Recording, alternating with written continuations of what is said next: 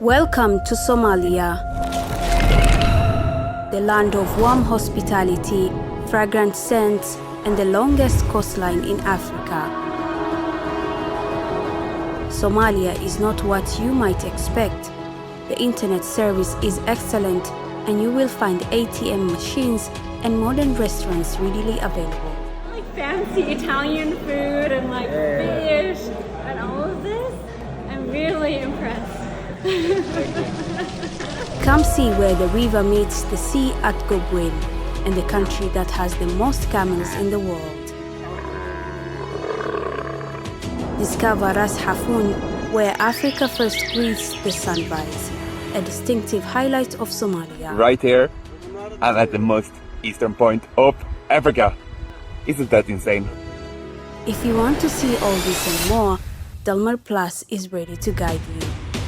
Welcome to Dalmar Plus.